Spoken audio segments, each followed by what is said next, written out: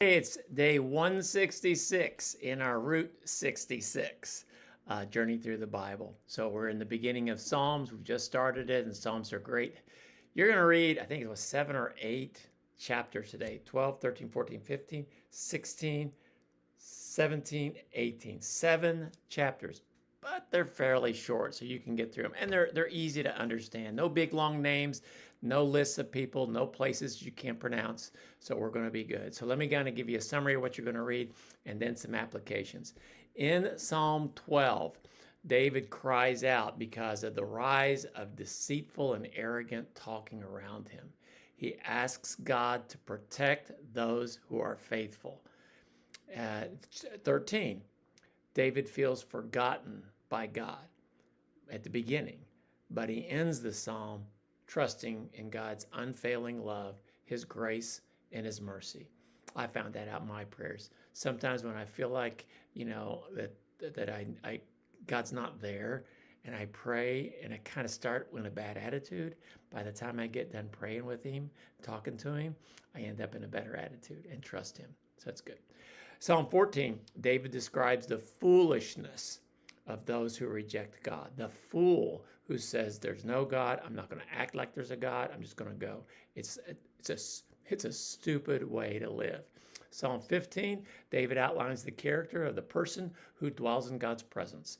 I want to be close to God. If you want to be close to God, read Psalm 15 and see what we need to do to be close to God. Psalm 16, David rejoices in the security and the joy that's in God. The security, he takes care of us. The joy, the inner happiness that we have that only God can provide. So he is thankful for that. In Psalm 17, he asks for God's protection and his justice. Again, David went through a lot of times of enemies. Saul and Absalom were two of those for sure, but there were others down through his life. And he affirmed in this passage his desire to see God's face in righteousness. That's a beautiful passage. In Psalm 18, David celebrates God's power, his power to deliver him from his enemies, and he has a song of praise and victory. So what are some applications that we can pull? Just 3 applications from this reading of these 7 chapters. Well, for one thing, cling to God when you feel forgotten.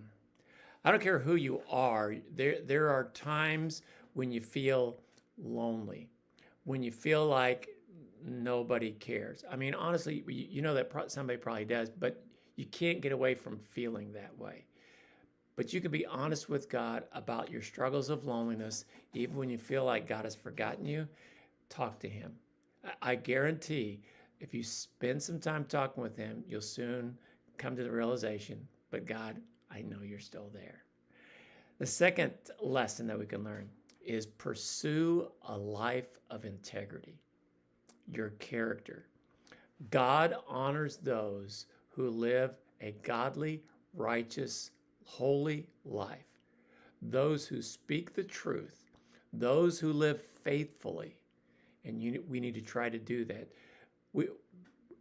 Being a success is what drives people now, to be number one, to be popular. But God looks at our hearts and live a life of integrity. And a third lesson, praise God for his strength and his deliverance. No matter what the battle, no matter what the problems are in our life, God needs to be our rock. He needs to be where we turn to. He is the one who will take care of us, and cling to him because he is our source of strength. So enjoy your